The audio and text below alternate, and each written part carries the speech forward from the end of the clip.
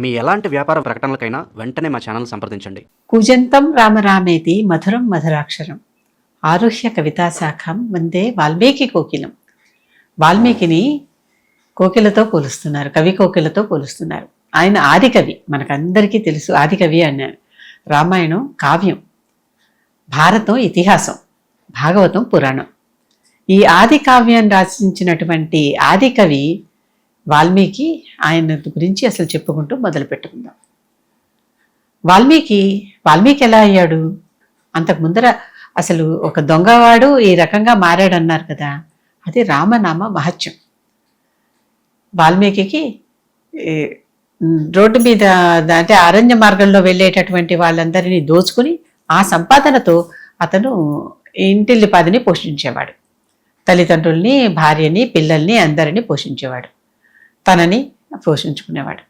చివరికి ఒకరోజు ఒక ఋషుల్ని ఇలా కొడుతుంటే ఆ ఋషులు అన్నారు, ఇంటికి వెళ్ళి ఒక్కసారి కనుక్కుండ్రా, ఈ పాపం కదా ఇదంతా, ఈ పాపం నీ వాళ్ళు కూడా నీతో పాటు భరిస్తారా అనేది కనుక్కురమ్మన్నారు. ఇతను ఇంటికి వెళ్ళాడు. అడిగితే తల్లిదండ్రి అన్నారు, మేము నీ తల్లిదండ్రులు మమ్మల్ని పోషించడం నీ విధి, నువ్వేం చేసేస్తున్నావో మాకు అనవసరం, కనుక నీ పాపం కానీ ఏమీ మాకు రాదు అని చెప్పారు. భార్యను అడిగితే, నేను ఇల్లాలని, నువ్వేం తెచ్చి పెడితే అదే పెట్టి ఇంటిని అందరినీ నేను చేస్తున్నా, కనుక నాకు కూడా ఏమీ సంబంధం లేదు అంది. పిల్లల్ని అడిగితే, మేము మీ పిల్లలం, ఇంకా మేము చిన్నపిల్లలం, మాకు ఈ పాప పుణ్యాలు మాకేమంటుతాయి, తల్లిదండ్రులు ఏం పెడితే అది తింటాం, అంతే కదా అన్నారు వాళ్ళు. అంటే ఎవరి కోసమైతే తను ఇలా దారి దోపిడీలు చేస్తున్నాడో ఆ పాపం తను ఒక్కడికే చెందుతోంది కానీ ఇంకెవరికీ చెందట్లేదని గ్రహించుకున్నాక ఒక్కసారి వాల్మీకి జ్ఞానోదయం అయినట్టు అయిపోయి అప్పుడు వాల్మీకి ఏమనుకున్నాడు, వీళ్ళ దగ్గరికి వెళ్ళి నాకు ఏదన్నా మంత్రోపదేశం చేయండి, నేను మంత్రం చెప్పుకుంటూ తపస్సులో ఉంటాను అన్నాడు. శ్రీరామ మంత్రం చెప్పారు. వాల్మీకి రామ అంటాం కూడా జాతకాలం. సరే మరా అనుకో అని చెప్పారు తిరగేసి. మరా మరా మరా మరా మరా మరా మరా మరా మరా మరా అంటే అది రామ రామ రామ రామలాగా అయిపోయి ఆయన చుట్టూ వల్మీకం పుట్టింది. వల్మీకం అంటే పుట్టలోంచి పుట్టాడు కనుక ఆయన వాల్మీకి అంటే మళ్ళీ మరుజన్మలాగా అయిపోయింది అనమాట. అక్కడ ఒక పుట్ట ఆయన చుట్టూ ఏర్పడిపోయి ఆ పుట్టలో నుంచి ఈ వాల్మీకి కళ్ళు దగదగాయమానంగా మెరుస్తున్నాయి, మంచి జ్ఞానం వచ్చేసింది. ఆ వాల్మీకంలో నుంచి వచ్చినటువంటి ఋషి కనుక ఈయనకి వాల్మీకి అని పేరు పెట్టారు. ఈయన వెంటనే చక్కగా ఎక్కడో ఒక చిన్న పన్నశాలలా కట్టుకున్నాడు. ఒక ఋషి రాగానే ఆయన వెనకాల 4 శిష్యులు చేరారు. అక్కడ చిన్న మునివాటికిలాగా చేసి నడుపుకుంటున్నాడు. అక్కడ ఒకసారి నారదుడు వచ్చి అంటే ముందర మంత్రం ఇచ్చింది కూడా నారదుడే. ఇచ్చి, నువ్వు ఇంత చక్కగా చేస్తున్నావు కదా, ఇంకా బాగా చేయాలి, నీకు రాముడికి ఇంకా నువ్వెంతో చేయవలసింది ఉంది అని అన్నాడు. అసలు అప్పుడు వాల్మీకి ఒక ప్రశ్న అడిగాడు, ఎవరు గొప్ప లక్షణాలు గల పురుషుడు అసలు ఇక్కడ ఎక్కడైనా ఉన్నాడా అని ఒక 16 లక్షణాలని చెప్పాడు. ఈ 16 లక్షణాలు కలవాడు ఎవరైనా ఉన్నారా, అసలు అలాంటి మనుషులు ఉన్నారా అని అడిగాడు. ఎందుకు లేరు, ప్రస్తుతం మనం ఉంటున్న సమయంలోనే శ్రీరాముడు అనేవాడు ఉన్నాడు, ఎంతో గొప్ప మహాపురుషుడు, ధర్మవాన్ అంటే రామో విగ్రహవాన్ ధర్మ అన్నాడు. ఆయన ధర్మం అంటేనే ఆయన, అటువంటి గొప్ప ఒక మహాపురుషుడు ఉన్నాడు, ఆయన గురించి నువ్వు చక్కటి ఏదన్నా ఒక కావ్యం రాయి అన్నాడు. అసలు కావ్యం అంటే ఏమిటి, అప్పటిదాకా అసలు ఏమీ లేవు. కావ్యం అంటే ఏమిటి, దాని రచన ఎలా చేయాలి, ఏమిటి, అసలు ఆ రాముడు ఎవరు, ఆ రాముడు కథ ఏమిటి, నాకేమి తెలియకుండా అసలు నేను ఏం రాస్తాను, ఏం చెప్తాను అని. రాయటం అంటే రచన అనే మాట పదం వాడారు అంతే తప్పితే రాయటం అంటే మనం ఇప్పుడు రాస్తున్నట్టుగా వ్రాయటం అనాలి, రాయటం కూడా కాదు, లిపిలాగా ఉండి రాయటం కాదు. ఆ రోజుల్లో లిపే లేదు, అక్షరమే లేదు. అక్షరాన్ని ఎట్లా రాయాలి, ఆ అంటే ఇలా రాయాలి, ఆ అంటే ఇలా రాయాలి అనేటటువంటి భావాలు కూడా ఆ రోజు లేవు. అటువంటి సందర్భంలో అనమాట. ఆ సందర్భంలో ఈ వాల్మీకి నారదుడి నుంచి మొట్టమొదటిసారిగా ఒక రామ కథ విన్నాడు. దాన్ని మూల రామాయణం అంటారు. ఈ మూల రామాయణం నేను ఎంతో వెతికాను, ఎక్కడా నాకు దొరకలేదు. కథలో ఉన్నదని చెప్పుకోవటమే. అదే అసలు 100 ప్రవిస్తరం అని చెప్పారు దాన్ని. 100 శ్లోకాలు ఉన్నాయి దాంట్లో. అన్ని శ్లోకాలు ఉన్నటువంటి రామాయణాన్ని ఈయన తగ్గించి ఇప్పుడు మనకు వచ్చినటువంటి రామాయణం దొరుకుతుంది. ఆ రామాయణంలో ఆయన చెప్పిన రామగాథ విని వాల్మీకి పరవశించిపోయాడు. అసలు ఇంత గొప్పవాడా రాముడు, ఇన్ని రకాలైనటువంటి లక్షణాలు ఉన్నవాడా రాముడు, ఇంత గొప్ప రాముణ్ణి, ఇంత గొప్ప లక్షణాలు ఉన్నటువంటి అసలు అందరికీ మార్గదర్శకంగా ఉన్నటువంటి వాడు, పురుషోత్తముడైన రాముడు, మర్యాదా పురుషోత్తముడు అంటారు రాముణ్ణి. అటువంటి రాముడి గురించి విన్నాక నా మనసంతా నిండిపోయింది, నాకు తరించిపోయాను నేను, ఇక నాకు ఇంకేం అక్కర్లేదన్న భావంలో ఉన్నాడు వాల్మీకి. ఆ సందర్భంలో ఈయన ఒకసారి శిష్యుల్ని తీసుకుని నదికి వెళ్ళాడు. నదికి వెళ్ళి మామూలుగా నది నుంచి స్నానం చేసి అర్ఘ్యాలు వదిలి కమండలంలో జలం తెచ్చుకుని ఇక్కడ వాటికలో పని చేసుకుంటారు, ముని వాటికలో. అలా వెళ్ళాడు.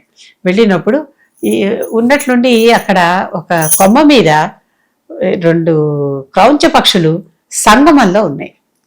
అనుకోకుండా ఈయన చూపు వాటి మీద పడింది. చూపు పడేసరికి వాటి చూస్తున్నాడు ఆయన. క్షణంలోనే ఆ పక్కన ఒక వేటగాడు ఉన్నాడు, దానికి బాణం వేసి కొట్టేశాడు. ఇతను వద్దు వద్దు మా అని ఆపుతున్నాడు, ఆపే లోపల కొట్టేశాడు. అంటే ఏంటిది? మా నిషాద ప్రతిష్టాత్వం ఆగమ శాశ్వతీ సమాహ యత్క్రౌంచ మిథునాదేకం అవధి కామమోహితం. ఇది మొట్టమొదటి శ్లోకం. ఈయనకి ఏడుపు వచ్చేసింది. ఆ క్రౌంచ మిథునంలో ఒక మిథునం అంటే జంట, ఆ దంపతులు రెండిట్లో ఒకటి పడిపోయేసరికి ఈయనకి దుఃఖం వచ్చేసింది. దుఃఖం వచ్చేసి ఆ శోకం నుంచి పుట్టిందే ఈ శ్లోకం. లోకం కోసం శోకం ప్రకటించి శ్లోకం అయింది అది ఆయనకి. మా నిషాదుడు అంటే వేటగాడు. మా వద్దు వద్దు అంటున్నాడు. నువ్వు గొప్ప పాపం మూటగట్టుకుంటున్నావు, ఎప్పటికీ నశించిపోనటువంటి పాపం మూటగట్టుకుంటున్నావు నువ్వు. వాటిని చంపకు, అవి పాపం కామమోహితులయ్యి, ఆ క్రౌంచ మిథునం కామమోహితం అంటే వాటి కామంలో ఉన్నాయి. అలాంటి అసలు పక్కన మామూలుగా పక్షి వేటగాడు వచ్చిందంటే ఎగిరి పారిపోతుంది, దొరకదు. కానీ ఇవి కామంలో ఉండి పక్కన పట్టించుకోవటల్లా. అటువంటి దాంట్లో సమయంలో ఉన్నప్పుడు ఆ కలిసి ఉన్నటువంటి సంగమ సమయంలో ఉన్నటువంటి పక్షుల్లో ఒకటి కొట్టి పడేసావే, నీకు పాపం తగులుతుంది. ఎప్పటికీ నశించిపోని శాశ్వతంగా ఉండేటటువంటి పాపం తగులుతుంది నీకు. వద్దు వద్దు వద్దు అని చెప్తూనే ఉన్నాడు. చెప్పినా ఈ లోపల వేటగాడి చేతిలో బాణం జారిపోయింది, వెళ్ళిపోయింది. ఆ పక్షి కూలబడిపోయింది కింద. ఒక పక్షిని చూసి రెండో పక్షి వచ్చి ఆడపక్షి ఏడిచి ఏడిచి ఏడిచి అది కూడా కూలబడిపోయింది. ఈ రకంగా చూశాక ఈయనకి చాలా విపరీతమైన దుఃఖం వచ్చింది. అంటే ఒక పక్షి జంటలోని ఒక పక్షిని పడేయటం వల్ల కలిగినటువంటి దుఃఖం. అవి చక్కగా వాటి కామంలో వాటి ప్రవృత్తిలో అవి ఉండంగా ఈ సమయంలో ఇంకొకటి వచ్చి వాటిని చంపటం అనేది. వేటగాడిది ఏముంది తెలీదు, ఈయన చెప్పిన సంస్కృతమో ఆయనకు అర్థం కాలేదు. అప్పటిదాకా ఇంత విరివిగా సంస్కృతం కూడా అంత ప్రచారం కాలేదు. అంతకు ముందరంత ప్రాకృతము అంటే సంస్కృతం సంస్కరింపబడిన తర్వాత వచ్చిన భాష కనుక దీన్ని సంస్కృతం అన్నాం. అంతకు ముందర దాకా ప్రాకృతము, పాలి ఇలాంటి రకరకాల భాషలు ఉండేవి. ఇక బ్రాహ్మీ చాలా భాషలు ఉండేవి, అవన్నీ ఉండేవి. ఈ భాషలో ఈ సంస్కృతంలో మొదటిసారి ఈ విధంగా అంటే అతనికి అర్థం కాలేదా, చనిపోయిన పక్షుల్ని తీసుకెళ్ళిపోయాడు, వెళ్ళిపోయాడు. ఈ శిష్యులు చూసి పక్కన ఆశ్చర్యపోయారు. గురువు గారు మీరేదో చాలా వింతగా కొత్త రకం భాషలో కొత్తగా ఏదో ఒకటి చెప్పారు, దీనికి ఇంతవరకు ఎక్కడా ఇది విన్నట్టు లేదు, ఛందోబద్ధంగా ఉన్నది. ఈ పదాలు కానీ ఈ అక్షరాలు కానీ కలిసి ఏర్పడినటువంటి దీనిని మనం ఇక నుంచి శ్లోకం అందాం అన్నాడు వాల్మీకి. ఈ దుఃఖం పడ్డాడు కదా, శోకం కదా, శోకం నుంచి పుట్టిందే శ్లోకం కనుక దీనిని శ్లోకం అందాం అన్నారు. ఆ శ్లోకం అనే పదం కానీ అసలు మొట్టమొదటి శ్లోకం కానీ అదే. రామాయణమే ఆది కావ్యం అంటే రామాయణానికి మొట్టమొదట పుట్టిన శ్లోకం ఇది కనుక ఇక్కడి నుంచి ఇక నాకు అర్థమైంది ఎలా రాయాలి రామకథని అనేది. నాకు ఇక్కడ ఒక గైడెన్స్ దొరికింది. ఇక నుంచి నేను ఈ రకంగా చక్కగా రామాయణం ఇదే పద్ధతిలో రాసుకుంటూ వెళ్తాను అనుకున్నాడు. అనుకుని నారదుడు చెప్పిన కథ గుర్తుపెట్టుకుని ఆ కథ ద్వారా నారదుడు చెప్పింది మరి 100 కోటి అంటే అన్ని ఎక్కడ చెప్పగలం అని చెప్పలేం గనక దయ్యాన్ని తగ్గించుకుంటూ వచ్చి తన భాషలో తన భావంలో రాయటం మొదలుపెట్టాడు. రాయటం కాదు, చెప్పటం మొదలుపెట్టాడు. చెప్పేటప్పుడు వినే శిష్యులు ఉండాలి కదా పక్కన. కనుక ఆ శిష్యులు ఉంటేనే అది పుక్కిటి పురాణం అనమాట. పుక్కిటి పురాణం అంటే ఏంటి? నోటితో చెప్పినప్పుడు చెవితో విని గ్రహించుకుని మరీ తిరిగి వారు నోటితో పలికినప్పుడు అది 2 సార్లు చెప్పబడింది. ఆ విధంగా చెప్పబడిన గాథే ఈ రామాయణం. ఇది మొట్టమొదటిసారి ఎవరికి చెప్పాడు ఆయన? కుశీలవులు అని ఆయన దగ్గర 2 బాల శిష్యులు ఉన్నారు. ఈ కుశీలవులిద్దరికీ ఇది చెప్పారు. వారే మన కథల్లోని లవుడు, కుసుడు లవుడు. కుసుడు పెద్దవాడు కనుక ఆయన పేరు ముందర, లవుడు చిన్నవాడు కనుక ఈయన పేరు తర్వాత. ఈ కుశీలవులిద్దరికీ తన ఆశ్రమంలోనే ఉంటున్న శిష్యులకి ఈ పాట నేర్పాడు. పాటలాగా గానం చేశారు అప్పుడు వాళ్ళది. రామకథ గానం అంటే చక్కగా ఆ ఛందస్సులో దీనిని పాడుకుంటూ వెళ్ళారనమాట ఆ శ్లోకాలని. ఆ రకంగా పాడుకుంటూ వెళ్ళినటువంటి ఈ కుశీలవులు అనేటటువంటి 2 పుక్కిట పట్టి గురువుగారు చెప్పిన రామాయణ గాథనంతా పుక్కిట పట్టి చక్కగా వీళ్ళు జానపదాల్లోకి వెళ్ళి అందరికీ వినిపించారు. ఈ జానపదాల్లో విన్న వారందరూ ఎంత బాగుంది, ఎంత బాగుంది, ఇదేంటి కొత్త రకంగా ఉంది, మన రాముడి కథేనా, ఇంత వింతగా ఉంది, ఇంత కొత్తగా ఉంది, ఎంత చక్కగా చెప్పారు. అసలు ఈ భాష ఏమిటి, ఈ భావం ఏమిటి, ఈ ఛందస్సు ఏమిటి, ఆ గానం ఏమిటి, అందరూ మంత్రముగ్ధులైపోయారు. అంటే రామకథ అంత గొప్పది. రామ నామం జపిస్తే మరా అని తిరిగి చెప్పించిన వాల్మీకి అంతటి వాడు తయారయ్యాడు.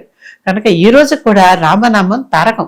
తారక మంత్రము అంటే ఈయన రామదాస్ అంటాడు, తారక మంత్రము కోరిన దొరికిను ధన్యుడనైతిని ఓరన్నా అంటాడు ఆయన. అంటే ఆ తారక మంత్రం నాకు దొరికింది, రామ అనే తారక మంత్రం నాకు వచ్చింది అని ఆనందపడిపోయాడు. అటువంటి తారక మంత్రం ఆ రామ నామం వాడి ఇంత గొప్ప కావ్యం రచించబడింది. ఈ కావ్యాన్ని పిల్లలిద్దరూ జనపదాలన్నిటిలోనూ ప్రచారం చేశారు. ఈ జనపదాలన్నింటిలోనూ ప్రచారం చేసినటువంటి ఈ కావ్యం అందరూ చెప్పుకుంటుంటే విని రాముడి అంతఃపురంలో కూడా తెలిసింది ఇది. ఆ పిల్లల్ని పిలిపిస్తే మనం కూడా విందాం కదా ఈ గాథ. ఎందుకంటే రాముడు అరణ్యానికి వెళ్ళాక ఏం చేశాడో అంతఃపురంలో ఎవరికీ తెలియదు, అక్కడ ఉన్నప్పుడంతా ఏం చేశాడో తెలుసు. కనుక అది కూడా మనం తెలుసుకుందాం అని వాళ్ళని పిల్లల్ని పిలిపించారు. ఆ పిల్లలు వచ్చి రామ అంతఃపురంలో ఈ కథని కమనీయంగా గానం చేశారు. అంత గొప్పగా గానం చేసిన ఈ రామకథ సరే తర్వాత వారే తన పుత్రులని తెలిసింది, వారిని చక్కగా అక్కున చేర్చుకున్నాడు. సీతాదేవి ఏమో మొత్తం అవతారం చాలించి వెళ్ళిపోయింది. ఇదంతా రామాయణంలో మనం వివరంగా కథ గురించి చెప్పుకుందాం. రామాయణం ఎలా మొదలైంది, మొట్టమొదటి శ్లోకం ఏంటి, వాల్మీకి ఈనాడు మనం పూజ చేయాలంటే వందే వాల్మీకి కోకిలమ్మని తలుచుకుంటూ చెప్పేటటువంటి ఆ శ్లోకం ఏంటి, వీటన్నిటి గురించి అసలు ఈ రామాయణం వాల్మీకి ద్వారా వాల్మీకి మొట్టమొదటి ఎలా అందింది, వాల్మీకి ద్వారా మనకి ఎలా అందింది అంటే నారదుడి ద్వారా వాల్మీకి, వాల్మీకి ద్వారా కుశీలవులకి, కుశీలవుల ద్వారా అందరి జనాలకి అందిందనమాట. అసలు ఈ రామాయణం అనే దానికి వాల్మీకి చిట్ట చివరిలో చక్కగా ఒక దీవెన ఇచ్చాడు. సముద్రాలు ఉన్నంత వరకు, కొండలు ఉన్నంత వరకు, తారాచంద్రులు ఉన్నంత వరకు ఇది ఎప్పటికీ పూర్తిగా శాశ్వతంగా ఈ లోకంలో నిలిచి ఉంటుంది అని దీనికి ఒక శాసనంలాగా దీవెన కూడా ఇచ్చాడు. అంతేకాదు రామాయణం చాలా మంది దీనికి రామాయణం అనే పేరెందుకు పెట్టాలి, సీతాయణం అని పెట్టకూడదా, సీత కథ కాదా, సీతను వదిలేసి ఎప్పుడు పురుషులే ఫస్టా అనేటటువంటి వాదనలు కూడా కనిపిస్తాయి. అసలు రామ అనే శబ్దం స్త్రీ శబ్దం. సంస్కృతం పాఠాలు నేర్చుకున్న వాళ్ళకి తెలుస్తుంది. శబ్దాలు చెప్పేటప్పుడు రామః అంటే అది పురుషుడు, రామ అంటే అది స్త్రీ. అంటే రామాయణం అన్నారు. రాముడి అయినం, రాముడు ఎటు పయనిస్తే అటువైపు వెళ్ళేటటువంటిది. ఆ రామలోనే రామా కూడా ఉంది. శివ శివ అంటాం చూడండి, శివ అంటే శివుడు, శివ అంటే పార్వతి. ఆ శివ శివ లాగానే ఇక్కడ రామరామ అంటాం. రామ అంటే రాముడు, రామ అంటే సీత. ఇవి రెండు కలిసి ఉన్నటువంటి భావం అన్నమాట అది. ఈ భావంలో ఆ పేరు పెట్టడం జరిగింది. అంతేకాదు దానికి ఆయన ఇంకొక 2 పేర్లు కూడా పెట్టాడు. అసలు ఆ 2 పేర్లు నెమ్మదిగా నశించిపోయినాయి. ఒకటి పౌలస్త్యవధ అని పెట్టాడు. పౌలస్త్యవధ అంటే ఎవరు, పౌలస్త్యుడు ఎవరు, పులస్త్యుడు మనవడు రావణాసురుడు, ఆయన్ని చంపే కార్యక్రమం అని ఆ పేరు పెట్టాడు. ఇంకోటి సీతాయాశ్చరితం అని పెట్టాడు, సీత చరితం అని పెట్టాడు. అందుకనే సీతగాథను విందాను రండి అని చెప్పే పాటలన్నీ కూడా మనకి చాలా కనిపిస్తాయి. ఈ 3 పేర్లు పెట్టిన సీతాచరితము ఎక్కువగా పాపులర్ కాల, అలాగే పౌలస్త్యవధ పాపులర్ కాల, రామాయణం అనే పేరే పాపులర్ గా అందరి నోటంబడా నిలిచింది. రామ అని తలుచుకుంటే చాలు తారకం వస్తుంది, ముక్తి వస్తుంది అన్నప్పుడు రామాయణం అనే పదం తలుచుకోకుండా ఎందుకుంటారు అందరూ? ఆ రామాన్ని తలుచుకోవటం మనం మొదలు పెట్టాం. ఇలాగే మహాభారతానికి కూడా అసలు పేరు జయం, అది మహాభారతం అయిపోవటం వల్ల దానికి మహాభారతం అనే పేరే. అంటే కవి ఒక పేరు అనుకున్నప్పటికీ ఆ పేరు కంటే జనాల్లో ఎక్కువగా నానే పేరే ప్రచురణలోకి వచ్చేసి ఆ పేరుతోనే ఆ కావ్యం నిలిచిపోతుంది. ఆ కావ్యం కానీ, ఆ ఇతిహాసం కానీ, ఆ పురాణం కానీ ఈ విధంగా నిలిచిపోయినటువంటిదే రామాయణం అనే పేరుతో వాల్మీకి మొట్టమొదటిసారి రచించినటువంటి, వాల్మీకి మొట్టమొదటిసారి కాదు, అసలు వాల్మీకి ముందర అసలు రచనలే లేవు. వేదం రాశారు, అది అమ్మవారు చెప్పారనుకున్నారు. ఆ వేదాన్ని, ఆ వేదాలు కానీ అవన్నీ అమ్మవారు చేసినటువంటిది. ఈ వాల్మీకి వ్యాసుడు కంటే పూర్వీకుడు, తర్వాత వ్యాసుడు వచ్చాడు. ఆ వేదాలు తప్ప, వేదాలు మనకు ఫస్ట్ డాక్యుమెంట్స్, వేదాలు అమ్మవారు చెప్పారు. తర్వాత మామూలు మనుషుల్లాగా వచ్చిన వాళ్ళలో వచ్చి కావ్యం రాసి మొదలు పెట్టాడు కనుక ఆయనకి ఆ ఆది కవి అనేటటువంటి స్థానం చిరస్థాయిగా నిలిచిపోయింది. ఆయనే ఆది కవి, అంతకు ముందర ఎవరు లేరు. అంతకు ముందర ఎవరు కావ్య రూపంలో, శ్లోకాల రూపంలో, సంగీత రూపంలో, ఛందస్సు వాడుతూ ఎవరు ఏవి చెప్పలేదన్నమాట. కనుక అవేవీ లేవు. ఈయనకే ఆది కవి స్థానం, ఈయన కావ్యానికే ఆది కావ్యం స్థానం. మూల రామాయణంలో నారదుడు చెప్పినటువంటి భాగాలు తీసుకొని తనకిప్పుడు అవసరమైనంత వరకు చక్కగా వాటిని ప్రజలకందరికీ ఉపయోగపడేలాగా, అందరికీ పుణ్యం అందేలాగా, ఇది వింటే ఎంతో పుణ్యం అని చెప్పాడు, అందేలాగా ఈ కావ్యాన్ని రచించటం జరిగింది. ఇది వాల్మీకి యొక్క గొప్పతనం. వాల్మీకి దారి దోపిడీ దొంగవాడుగా ఉండి అటువంటి దారి దోపిడీ దొంగవాడు ఒక్కసారిగా ఋషిలాగా మారి, ఋషి నుంచి కవిలాగా మారి అందరికీ అందించారు. నాన్ ఋషి కురితే కావ్యం అని ఒక సామెత, మనకి సంస్కృత సామెత. ఋషి కాందే కావ్యాన్ని రచించలేడు. వాల్మీకి నుంచే వచ్చింది అది. ఋషి అయితేనే కావ్యాన్ని రాయగలరు. ఋషి అంటే ఏంటంటే అంత కృషి చేసి మనం పూర్తిగా ఆ విషయం మీద పట్టు సంపాదిస్తే గానీ ఆ కావ్యాన్ని మనం రచించలేము. నాన్ ఋషి కురితే కావ్యం. వాల్మీకి మొట్టమొదటి దారిదోపిడీ దొంగవాడు కాస్త ఋషి అయ్యి, ఋషి కాస్త కవి అయ్యి ఇంత గొప్ప మహాకావ్యాన్ని అందరినీ తరింపచేసే శ్రీమద్ రామాయణాన్ని మనకందరికీ అందించాడు. వందే వాల్మీకి కోకిలం.